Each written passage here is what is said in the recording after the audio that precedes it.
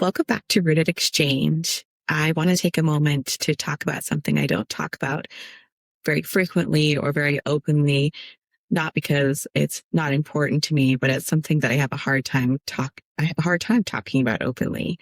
And so I think this really centers around, a moment in time where my son was having one of those full body toddler meltdowns, the kind that feels loud inside your body, even if he's not necessarily being loud on the outside. And I just remember thinking, I don't know how to sit with this. I don't know how to handle this. I don't know what to do. And immediately after that, there was a realization that, of course, I don't. No one had ever sat with me or helped me acknowledge big feelings in the moment. And it felt like two versions of me stood up in the same moment, the mother I wanted to be and the child I once was. And, becoming a mom exposed parts of me that were still unfinished, still tender, still unhealed. And it also made it clear, though, that there are things that I didn't want to tolerate anymore, or what I never received and wanted to carry forward into my own family and way of parenting with my child. And so that's why we're here today, to talk about what it means to reparent ourselves while raising children.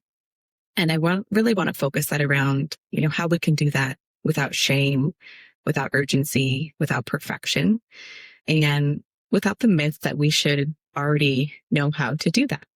So I am here today with Jenni Smith. She is an Oregon-based licensed clinical social worker who prioritizes parenting, the transition to parenthood, peri and postnatal care, and also repairing childhood trauma. So Jenni, welcome. I'm so glad you're here today.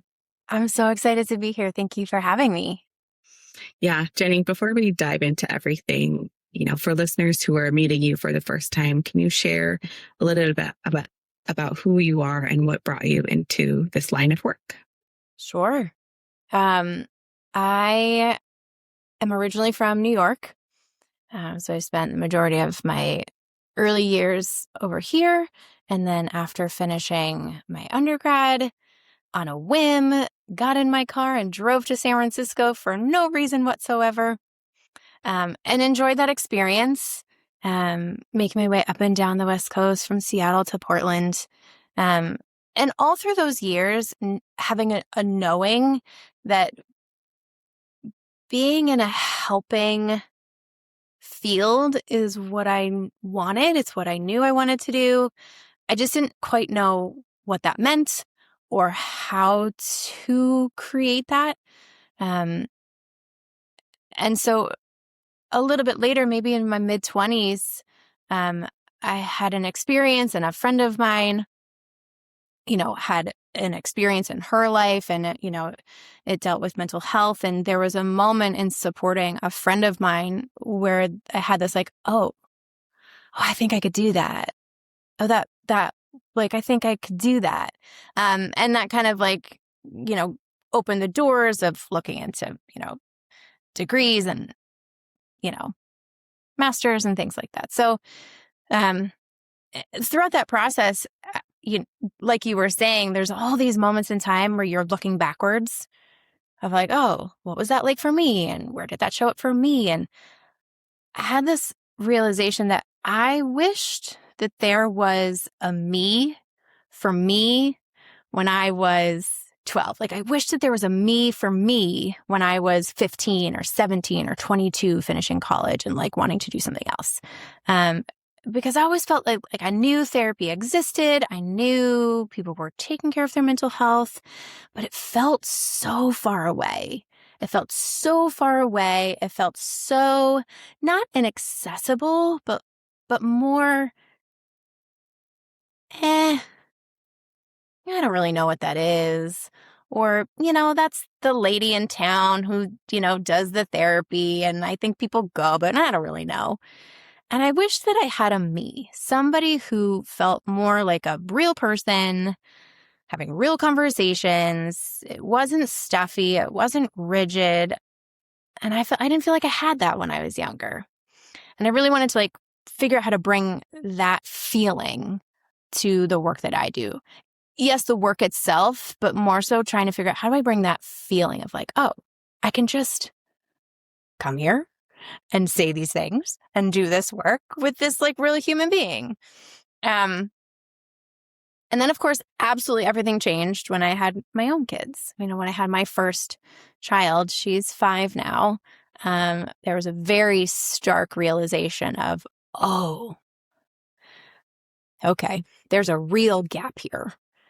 And so focusing on, perinatal and postpartum maternal mental health was not my initial trajectory for work, and quickly and with such clarity became my focus. Yeah. Was there a moment when you became a mom or in a session or as you were thinking about your career, when there was a moment that clicked when you realized that is a focus that you want to prioritize?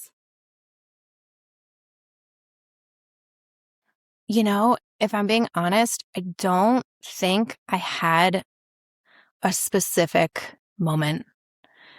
I think it was more a collection of moments, a collection of these experiences. Yes, I had like the major experiences, the really big experiences, in that early, mothering experience, but it was more the small ones, just a collection of the small moments in time where I was like, ooh,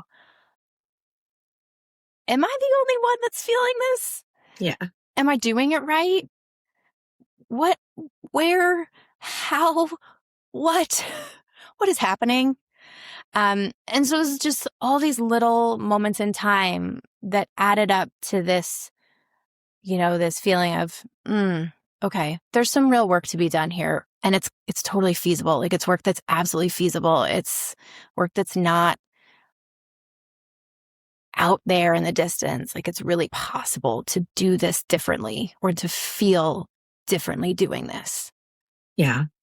We'll talk about defining what it is in just a minute, but I do want to ask how has your working with women and parents move through what we call matrescence, shape the lens you bring as a therapist today?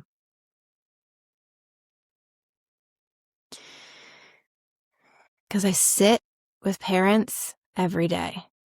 I sit with my parents. I sit with my moms that I work with.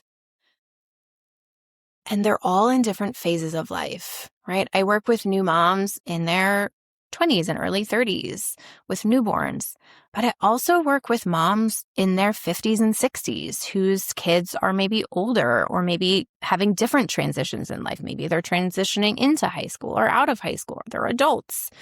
And so bringing that experience from a wider perspective, not to just narrow it to this like early postpartum newborn experience, but this transition into motherhood is ongoing. It never stops. Like, it's an ongoing experience. Every time your kid reaches a new milestone or has a new, so do you. And so it's a constant transition. This like, what does it mean to be a mother and becoming into motherhood? It's not a small experience, and it's not narrow, and it's not simple. It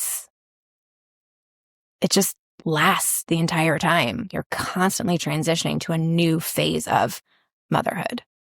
Yeah. I think sometimes we think of it like, oh, I became a mom, so that there is this time and space that it should sit in a container, when reality shows us, right? We continue to grow throughout our lives. And of course, as our children grow. I want to back up a little second because you were talking about something. I think that, for me, becoming a mom felt a lot like adolescence. And you were talking about this shift and this big moment. And as for me, especially, it was, an identity shift that happens in your body, your emotions, your relationships, and this sense of time. Except in all of that, having the room to explore, there's this expectation as we become moms of composure and knowing how to do it right.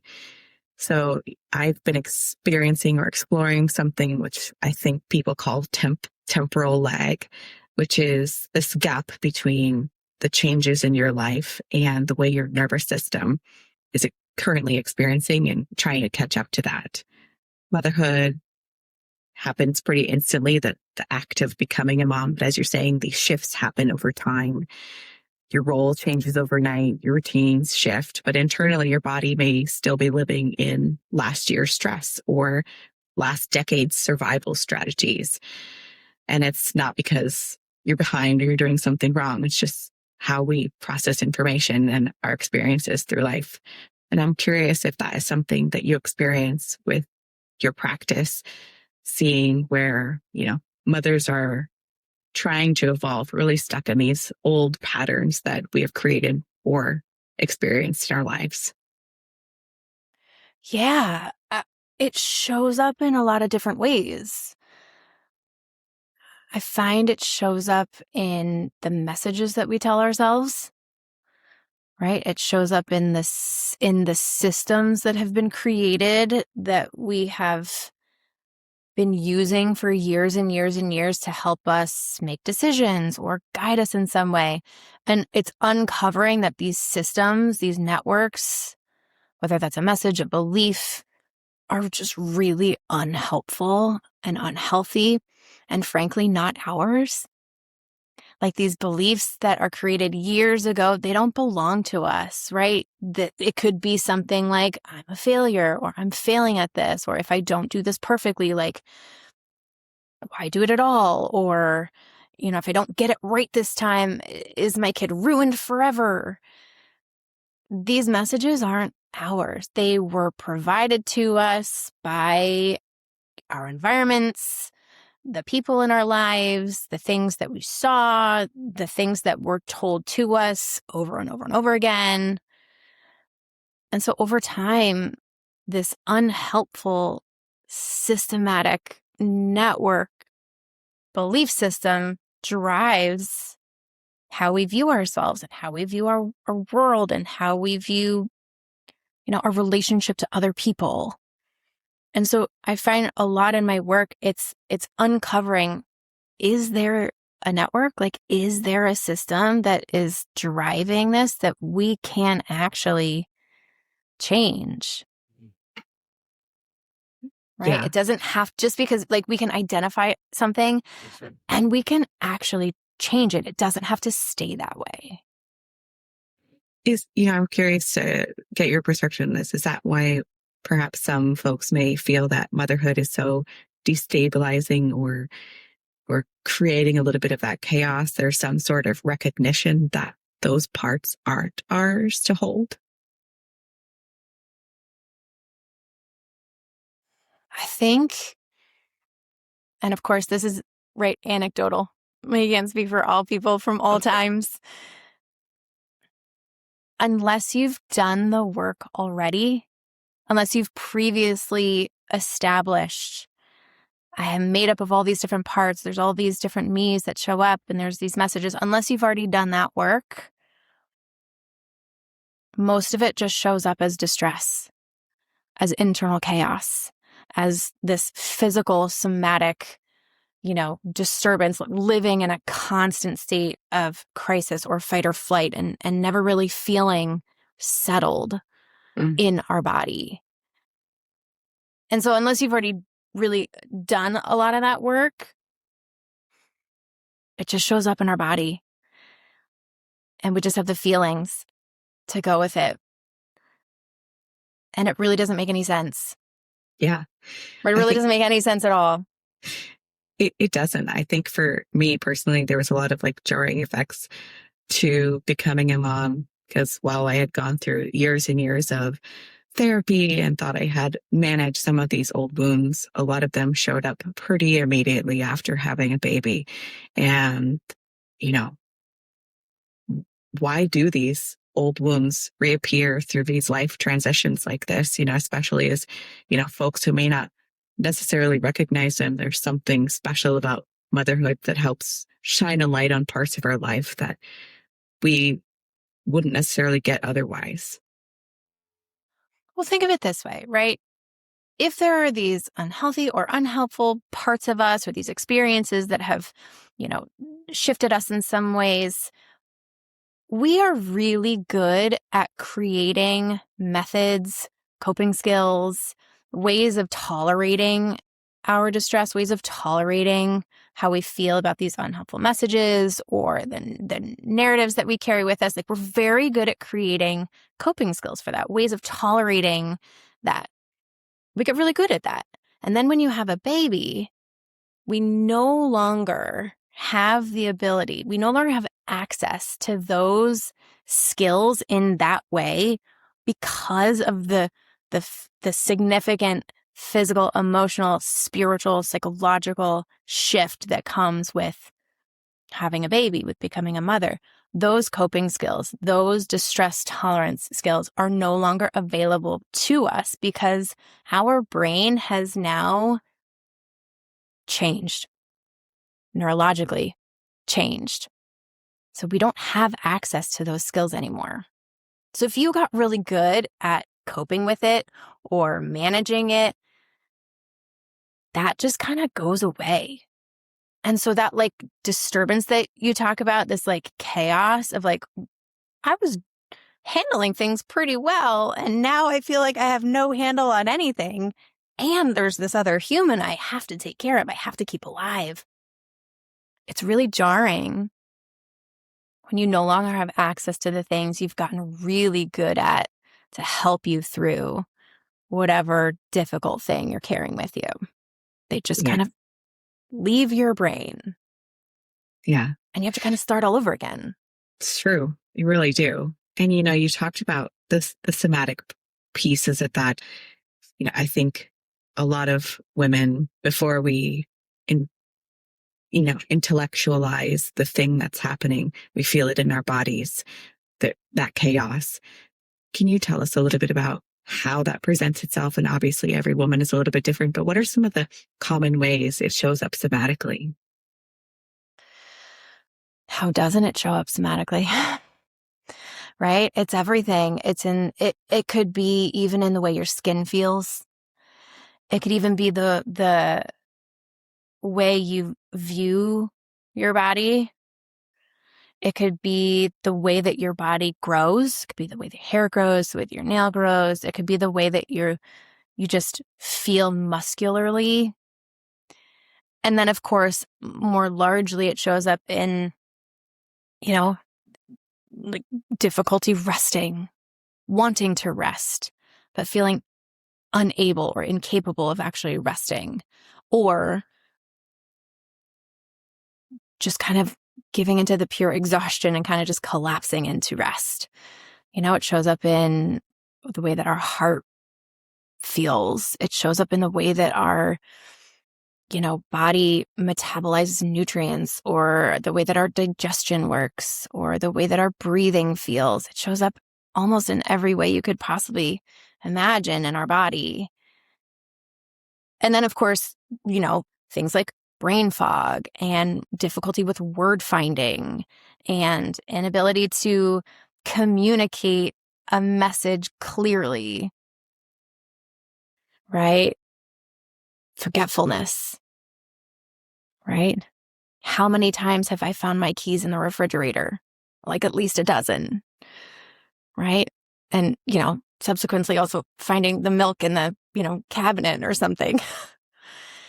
I think it shows up in every way possible in our body. How should we think of those signs as signals that there's something deeper to explore? I think sometimes we say, oh, it helps me acknowledge something that's happening in my body and where I'm at today.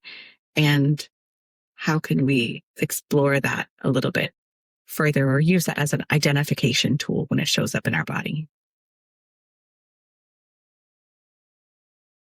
It's tricky and complicated. And I think one of the things I really want to speak to, because I think it's so common, is to simply say, how do we use what we're feeling in our body as an indicator, as a message to take care of ourselves, or to pay attention to something, or to focus on our body in a soothing or healing way, is also important to say that not everyone's body is a safe place, right? So not everybody's body is a safe vessel to explore. And so finding ways to create security and safety for each individual so that it's possible to engage with your body in a soothing or healing way is just important to note, right? Because a person may want to soothe their body from something, and they may want to say like, well, where is this coming from? Or what is this attached to? But if that individual does not have security in their physical body to start with, that's a very difficult process. And that can happen in pregnancy, that can happen through loss, that can happen through the childbirth experience, that could happen in any sort of, early postpartum experience where security and safety doesn't feel tangible in the physical body. It's also finding ways to create that safety so that we can explore it from a healing way. Yeah. It's an interesting duality, right? Our bodies are ours and also can be a place that doesn't create that safety and security for us as humans.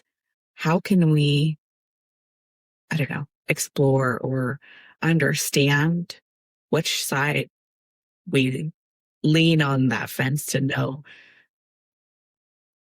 where to start to create that sense of security and knowing if our not attacking, but if our body's attacking us in a way that doesn't create that safe space, how do we separate ourselves from it?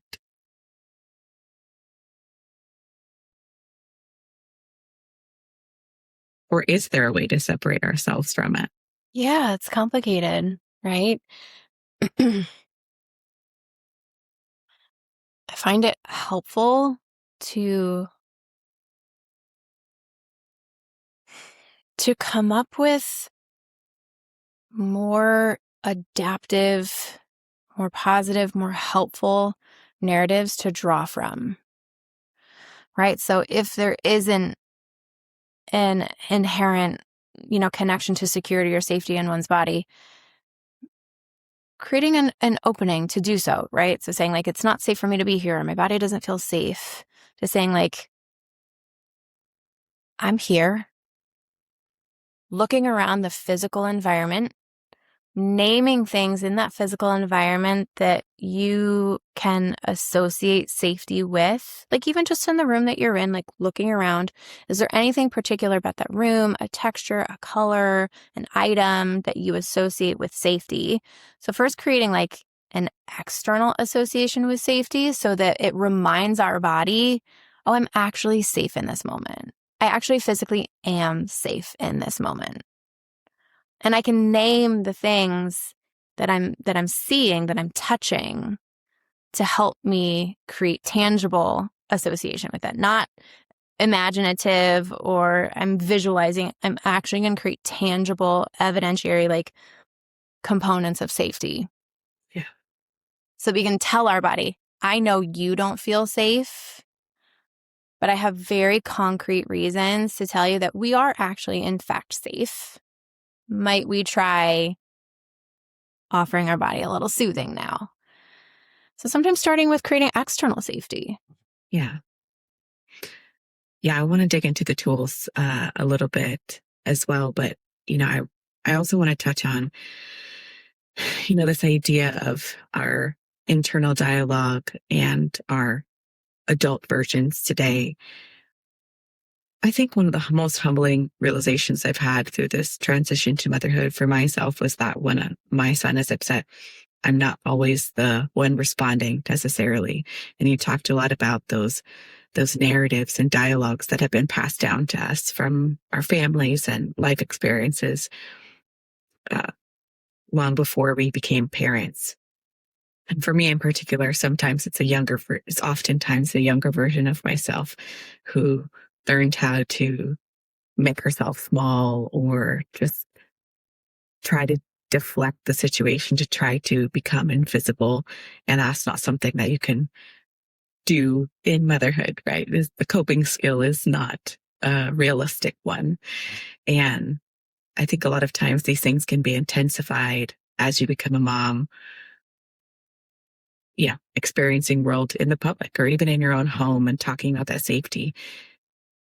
Do you experience this in your practice, or do you find it a common experience that women and parents identify or experience a younger version of themselves, two ages inside of one body, kind of having this internal conflict?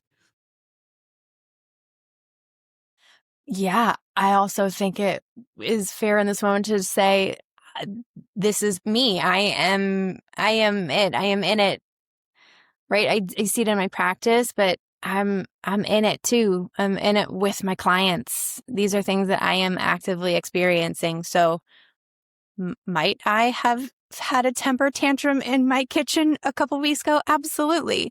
Was I stomping my feet and kind of clenching my fists and throwing a little temper tantrum because, my daughter wasn't listening or my son was drawing on the walls or, the things that they do? Yeah, I had a little temper tantrum as if I was a 7-year-old who didn't get her way because my children weren't listening to the requests that I was making. So yes, to answer your question, yes. But it's also me, right? I have engaged with my angsty teenager self as a parent. The angsty teenager that wants to roll her eyes and scoff and just kind of turn around and stomp away. And then I have this moment of like, oh, I'm not 16 though. I'm the parent. Right. And so then you get this, like you were saying, this duality of like, oh, I feel like a 16-year-old rolling my eyes and, scoffing at whatever it was that my parent was asking of me. And then having a stark shift back into reality of saying like, it's me. I'm the one. It's me. I'm responsible. I'm the parent here. And it's very difficult. It's very, very challenging to live in both of those places, kind of riding that line of shifting in and out of these different parts of ourselves, shifting in and out of these different experiences that we've had. Yeah. It's very difficult. It is very difficult. And I think it also took, me a long time to realize the difference of who is responding and know that it's always me, but which version of me in which moment is showing up and why. Those are questions I get to ask myself now, but even now I still don't necessarily recognize them right away or in the moment. How can mothers and parents tell when it's a different or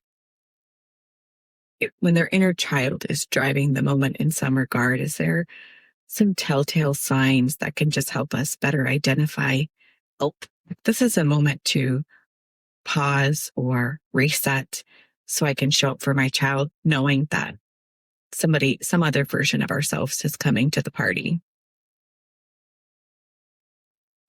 That feels maybe a little two-part. On the one hand, I want to just make a lot of space for that not to have to be the thing that we do in the moment, right? And to just give ourselves permission to take care of our own bodies in that moment, as we might be encouraging our child to do. We might be saying, take a deep breath, or let's try to calm down. Like, just giving ourselves permission to be present in the moment and take care of our own bodies and soothe our own system and find our way back to some state of regulation as best we can in that moment. And then maybe after the fact, maybe then a little bit later, reflecting, what was really hard about that? Like, was anybody else there? Right. And then we kind of can offer ourselves these questions. something that you were talking about earlier, this notion that there's all this pressure and these messages of like, I have to do it right. And I need to be the best mom. And I'm supposed to know how to do this. But I think it's really important to really give us a lot of space to have absolutely no idea what we're doing whatsoever, and to have that just be okay. Yeah. Because if we are trying to be the best parent and do it the right way, and then we're facing this like moment of chaos, and I feel chaotic and my kid is chaotic, but I'm supposed to know like what age am I and what part is here all at the same time. I don't find that to be really helpful. And so really giving yourself space to just be present with our body in that space, take care of our own body, soothe our own body, co-regulate with our kid if we can, and then give ourselves a little bit of time after the fact. And as you get a little bit more in tune with yourself, and maybe as you get a little bit stronger in this practice for yourself, like you're more able to kind of stay in touch with those parts as they're happening. But it's a very difficult process to do. And for a lot of people it can be a really painful process. And so I really want to give parents and moms a much wider scope of space. Yeah. To not have to do another thing that we're supposed to do, or that's like, yes, we want to do these things. They're very helpful. They're good for us. And it's a lot. So can we do... Right. It's the thing that I even said somebody yesterday, like, I need to do more, and I need to like be able to do this, and I need to show up for my kid this way. And I was like, but could we do less? Could we just do less? Might that be okay too? This is a very novel idea for me in this moment, but what you're describing is allowing ourselves to be messy, to lean into a moment that can create rupture with our spouse or child. And I don't think that's necessarily widely accepted or the experience that we want to evoke. And also, we're deeply human. How can we honor that side of us that is human? And like you're saying, allow it to be messy, allow the rupture. We can come back. We'll talk about repair as well. But even in that, we're not demonizing ourselves for making a mistake.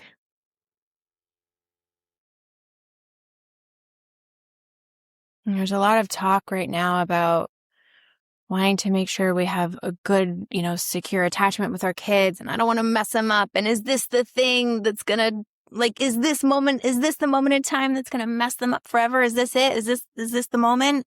And the reality is no, right? That attachment that we build with our kids is millions of little moments in time that create that positive safety connection, that I don't have to be perfect and my kid doesn't have to be perfect to know that I'm still here. I'm not going anywhere. Your big feelings are okay. My big feelings are okay. This is messy. Emotions are messy. They're complicated. Life is messy. It's complicated. And I think the more we engage in the messiness of it, the stronger things actually become. Our kid doesn't need us to be unmessy. Our children don't need us to be perfect. They need us to be present. They need us to be there. And if our focus is do it the right way, or, did I get too angry? Did I yell? Did I say that thing too loud? Was I yelling at them? Is this the time that I broke it all for us? No. The messiness is real. Yeah. I know I struggle a lot with perfectionism, and I toil with this question a lot with myself, is that if I'm always showing up as perfect and not showing a lot of big emotions around my son, I'm not necessarily modeling how to tackle or experience those big emotions for myself, for him. So I'm kind of avoiding my own feeling in the moment, which is also the thing, right? That he sees and notices and say, oh, well, that's how mommy handles it, right? It's a hard pill to swallow, if I'm being honest, right? Because what you're talking about is all things that resonate with me, and how do I make sure that I show up and I don't mess up my kid.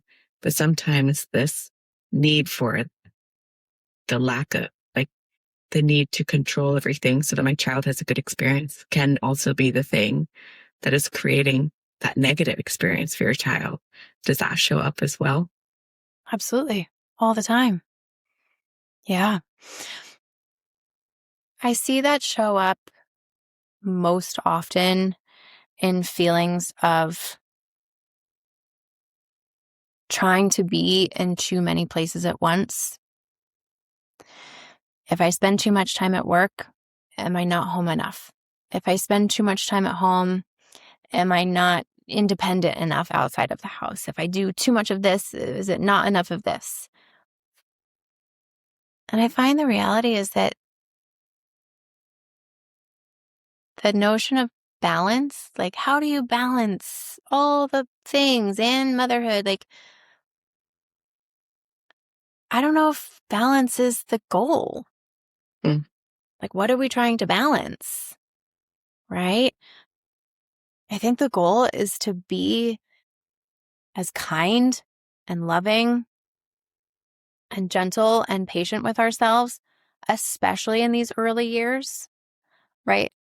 And I like to say this a lot, that postpartum is not 6 weeks, right? Postpartum is not 6 months. Postpartum is about 2 to 4 years for your physical body to recover from childbirth, to recover hormonally, to recover systematically, to find that sense of homeostasis, to engage with these very difficult and stark transitions that young children and babies go through. Postpartum really is about 2 to 4 years. Now, if you're an individual who has a second or a third child before that 2 to 4 years has come with your previous child, now we're talking about postpartum is 6 to 8 years or 8 to 10 years of like real external and internal recovery. So it's not linear. It's not linear. Yeah, it can compound. And being as kind as possible to say, I'm not balancing it all, but I am doing my very best. And that best is also going to look different day to day. That best is also going to look different hour to hour. And that's okay. You said earlier, really looking at, wanting a you for yourself when you were 12, a you for yourself when you became a mom. I really love this idea as we talk about reparenting ourselves, as creating a little mini version of ourselves who can be the voice of reason whenever we need, not even the voice of reason, the voice of compassion and love and kindness in moments where things are challenging or things are tough, or even when things are beautiful, and allowing ourselves to actually sit with happiness. I think we also don't allow ourselves happiness in a lot of cases because we're so worried about the negative parts of things. Is there a definition or a way we can think about this idea of reparenting, to visualize how it could show up for anyone out in the world right now who might be struggling with these transitions?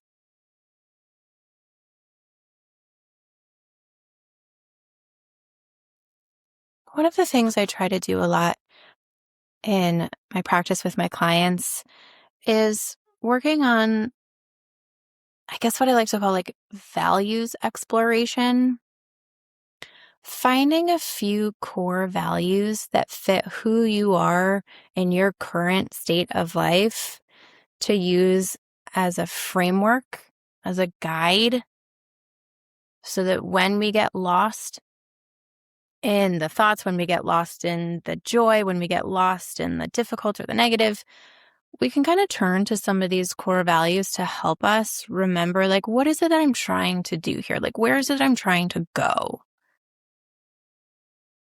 For example, I'm happy to share that a couple of my values that I've, done this exploration with on my own is one of them came down to family and one of them was adventure. And so when I'm in the thick of it, when I am in the middle of supporting a tantrum or having a tantrum, I can turn to this value of adventure and help myself being like, oh, I'm in the adventure. This is part of my adventure. This is a difficult part of my adventure, but I'm on an adventure, one that I am excited to be in, even though this particular moment in time is really hard and really difficult. Difficulty and challenge is part of an adventure. Now, that's just for me personally.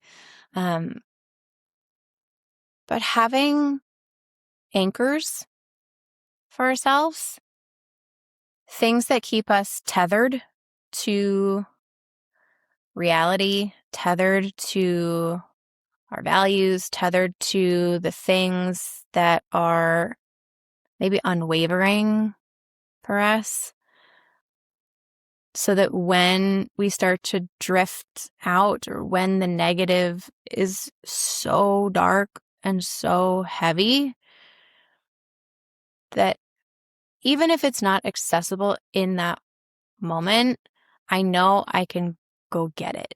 I know that I have an anchor. It does exist. It's somewhere.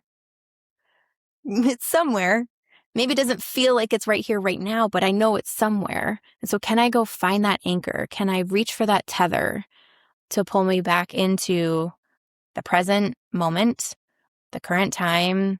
And maybe with that anchor comes an attachment to the strengths that I know that I have, the parts of me that I know are capable and competent. And all right. And so this is a little bit speaking to all those skills that we develop over the years that help us through difficult times or help guide us. Like, so really important. So finding an anchor, that could be a value, that could be a message for yourself, something to keep us tethered to our current present self, our current present time in a really adaptive, like helpful, positive way. Yeah. I think this will manifest different for everyone, but, going back to what you're saying, someone likened this to like being a ski path or cross-country skis, right? Where people go over and over again. There's these deep trenches. Those are the past narratives we've created for ourselves. And so finding these moments where we want to get off that path is also very difficult. Are there a couple of tools or micro practices to kind of enable us to jump off of that path so we can practice something different? I think about, there was yelling in my family, and oftentimes my brain, while I don't actually yell at my child, wants to yell. Uh-huh. And so I have to guide myself off the path daily into the thing, right? How can we start to jump off of those old narratives? Are there a handful of micro practices that people can think about as, I guess, a way to get back to your anchors? Sure. It's really interesting, the anecdote that you said right now of like, it's like I'm screaming in my head, but I don't want to do the screaming, but that's what I'm recalling. That's what I'm remembering, but it's not what I want to do, but it is also what I want to do.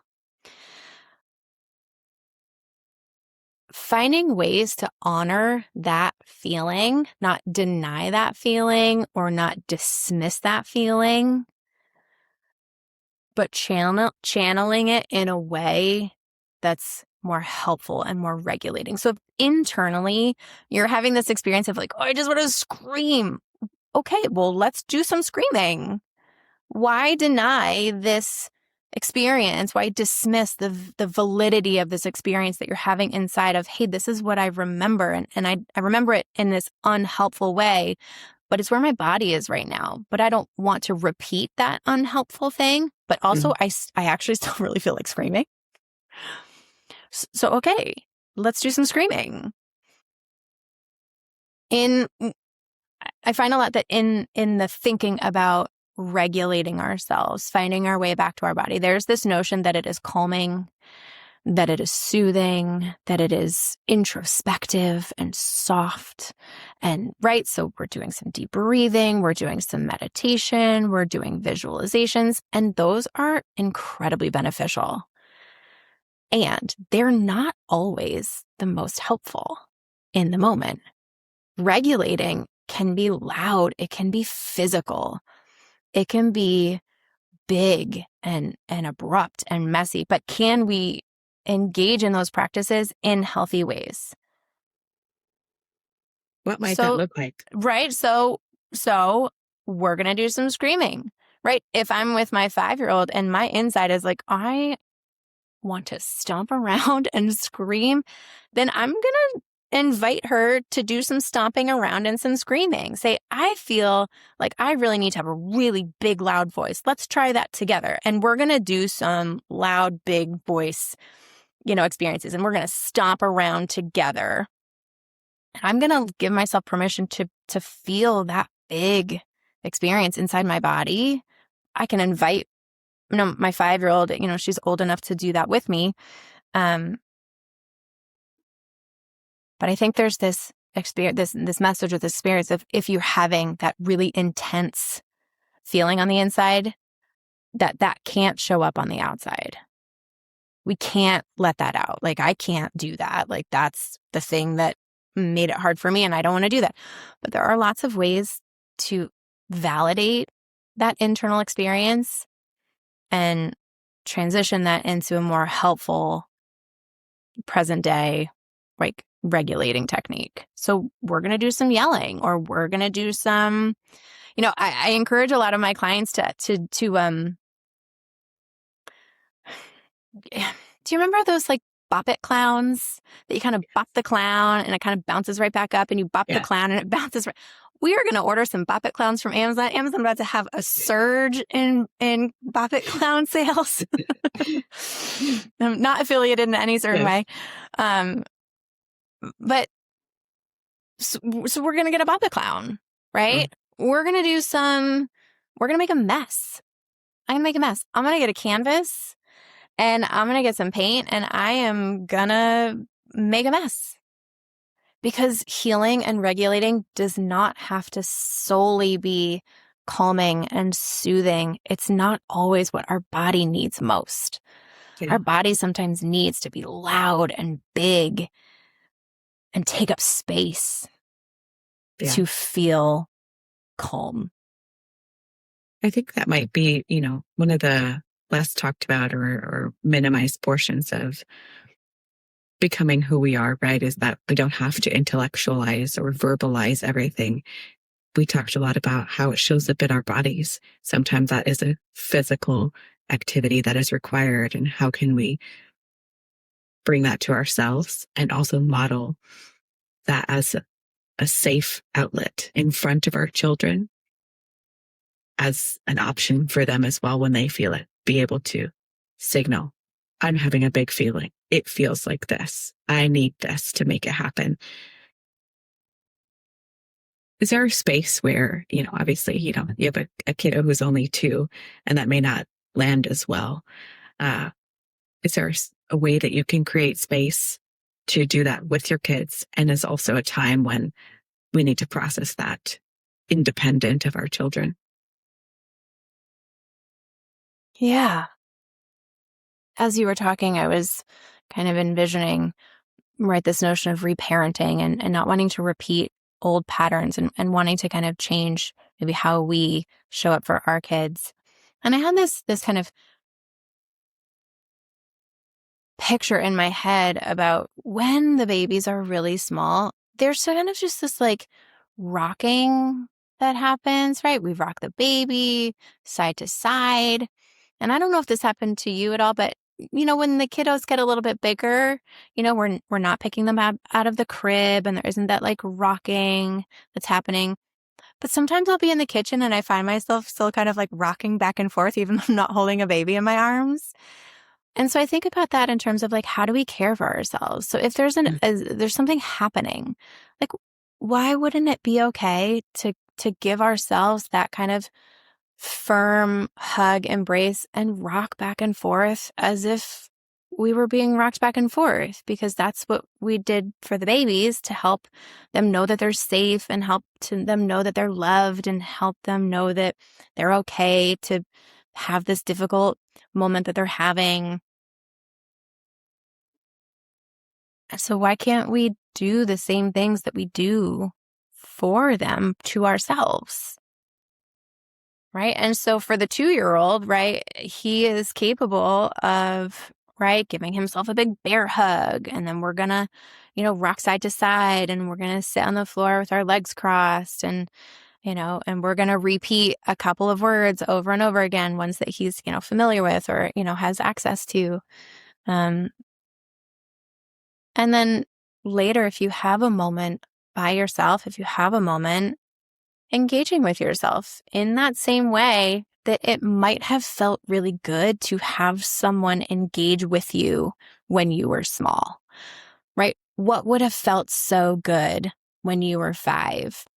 At the end of a hard day at school, and you followed all the rules and you did all the things right at school, and then you leave school and, I just want to melt, right? But you're an adult. So what would have felt so good, so soothing, to have someone offer you? There's a lot we can do for ourselves in that way. Yeah. We've been talking a little bit about, this rupture and repair. And I think what you're describing sounds to me like, how can we also repair for ourselves, right? Be that voice. We default to the critic in our brain and not the kind one. It's a lot easier for us, especially as moms and parents, to show up with that kindness and compassion for our kiddos. But at the end of the day, I think some of those hard thoughts, as you were saying, I think that narrative, like, oh, I wish I did this, or I wish I did it differently, creeps back up. It's part of, how we were raised and what we may not have gotten. So I really love this idea of wrapping up our day or hard moments with something that went well, or something that you wish you could tell yourself, or wish you had that moment to hear that from somebody else. What would it look like? Yeah. As we dig into repair, there are a lot of mothers out there who didn't experience repair growing up. I think there's a lot of generational differences between our generation, our parents, and that of our grandparents.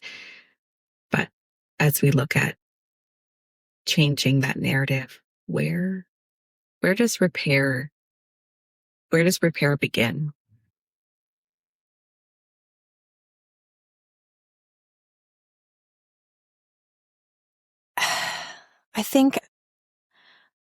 I think maybe in a way, repair could begin with permission, self-permission in order to repair, there has to be an understanding that something happened that needs to be repaired. And so whatever that thing is, there needs to be some permission to repair something. In order to repair something, like if you're choosing to want to repair something, there has to be an understanding and acceptance that I may have not done something that felt good. I may not have done something that I liked. I think I maybe spoke to my child in a way that didn't feel good for me. I can't imagine it felt good for them. That didn't feel good for me. So in order to access repair, there has to be a gentle permission, willingness to accept and to make a connection that maybe I did something that I didn't feel great about. What do I want to do about that? Right? And so staying in old patterns, I might just sit in a shame pit for a long time, or I might go down a shame guilt spiral. So there has to be permission and space for mistakes to happen. We can't repair something that we aren't safe enough to acknowledge happened in the first place. This is really important. I want to talk about this for a second. I think you and I have touched on this, that growth and healing and repair doesn't always feel good. It doesn't always feel warm. Oftentimes I don't think it feels lovely at all. And growth doesn't necessarily feel like relief. Sometimes it's grief. Sometimes it's disorienting. Sometimes it's just downright difficult. Why doesn't growth need to feel good for it to be real? Or how can we lean into this idea that this growth or this evolution, this transition in making those adjustments to lead with compassion doesn't always feel like a warm hug? Maybe for a moment, taking the emotional person out of it for a moment and just thinking about our bodies as systems. When something is changing inside of us, our muscles are changing. There is neuroplasticity happening in our brain. We are actually creating new neurological pathways. When we challenge something old with a desire for something new, that is actual change happening in our brain. That's actual change happening in our muscles, in our tendons, in the connective tissue in our bodies, right? There's actual physical change that's happening in our bodies when we challenge something or when we are being challenged by something. It's not just an emotional experience. It's not just saying this feels difficult. I'm having a feeling about that. It's physiological. It's happening in our physical being. And so it makes a lot of sense that growth could be uncomfortable because our body is experiencing it in a physiological way. We are creating actual new pathways of thinking in our brain, and that will impact us. That isn't always comfortable. Right? And so one of the things that I often encourage is a practice of getting comfortable in the stillness of discomfort. Can we learn to get comfortable and sit in the stillness of the discomfort? We don't need to fight it. We don't need to fix it. It can just be, but can we learn to sit with it so the growth can occur? Yeah. I think a lot of us learned that discomfort equates to insecurity or discomfort in, right, or feeling unsafe. How, now it's going to evolve for everybody, but how can we discern and separate discomfort that signals danger and discomfort that signals growth? Because I think a lot of times it shows up in the same way in our body, and we have to separate them. Sure. I can offer something that I use for myself. It's something that I offer others. And again, I might offer something and take it or leave it. Sometimes it works, sometimes it doesn't. But something I do for myself often is I ask myself, am I responding to a story that I've made up in my head? Have I made something up in my head that I am responding to, or is the thing I'm responding to actually happening? And it gives us a chance to create a future present or a past present connection, because the distress that we often feel is connected to something we are remembering that has happened in the past, or something that I have decided is going to happen in the future. And so if I can ask myself, what is the story I'm telling myself about this situation right now? Right? What is the story that I'm creating about this moment in time?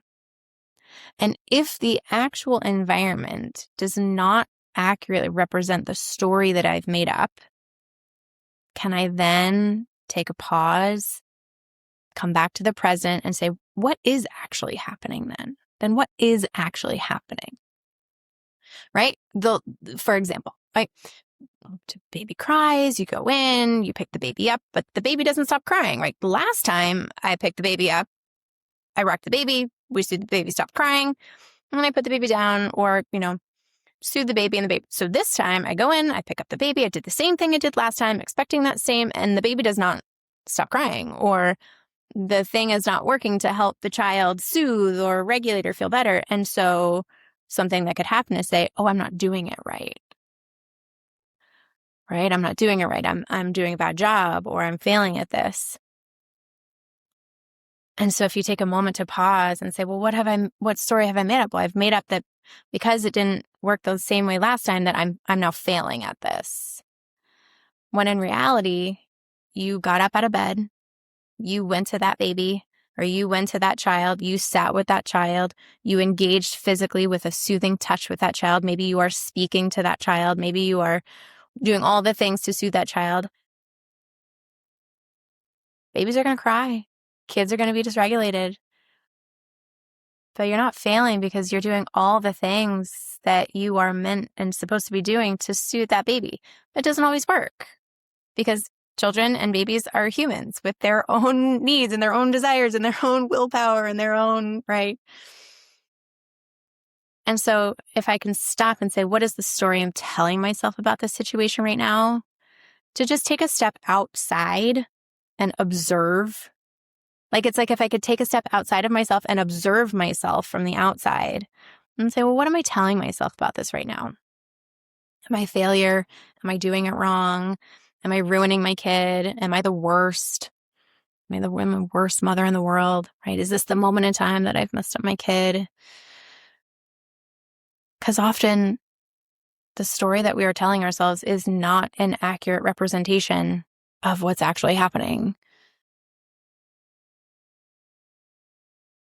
This really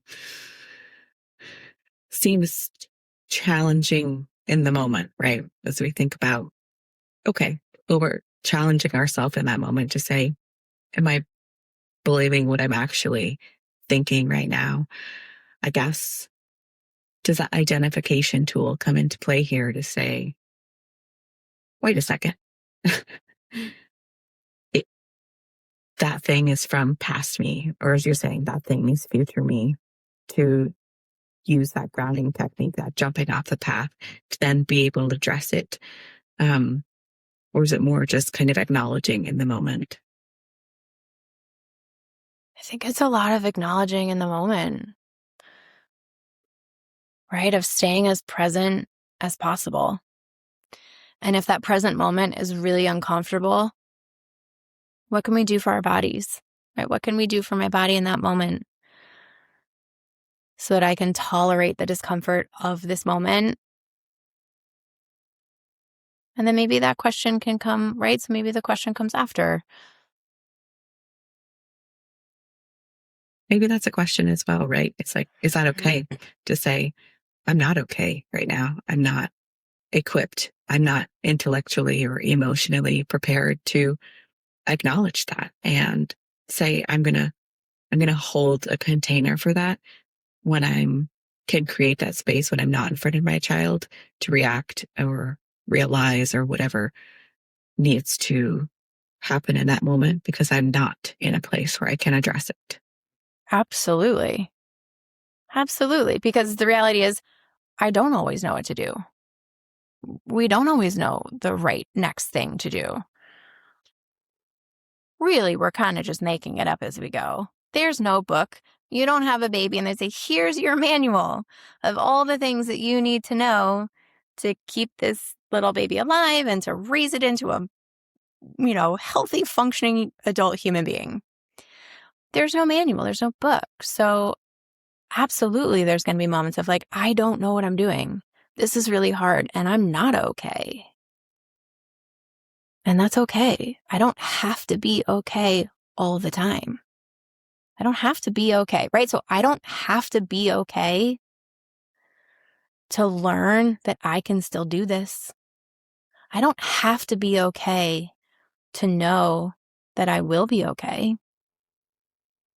Right? So it's like giving ourselves space. Like, I can learn that when I'm not okay, I'm still safe and I'm still loved and I'm still capable or competent or whatever it is that you kind of like want to connect with. We don't have to be okay to have space to learn how to be okay. This is such important conversation and dialogue. I know that there are so many women out there who are constantly fighting with these same questions inside of their mind.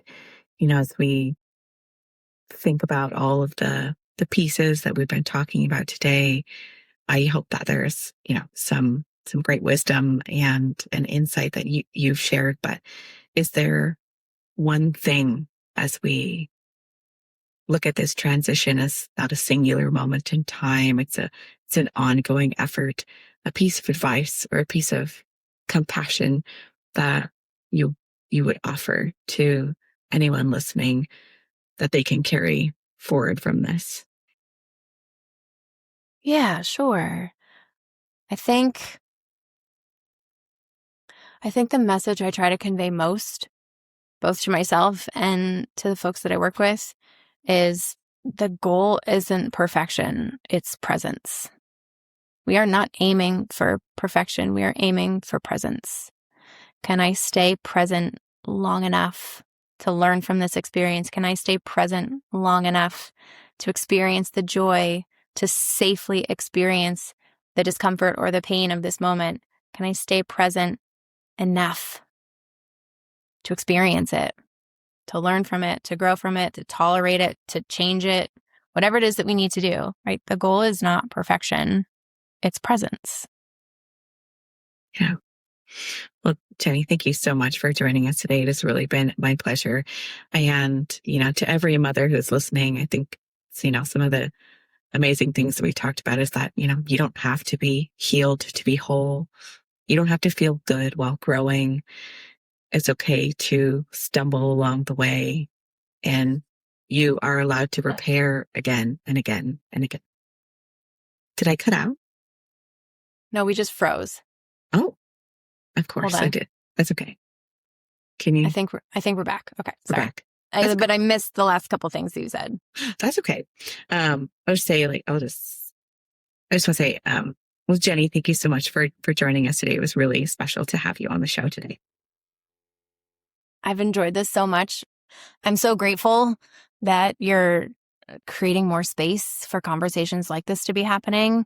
There's so much shame and guilt and pressure around motherhood, especially now with the amount of access to information and the amount of access to seeing other people's experiences with parenting and mothering.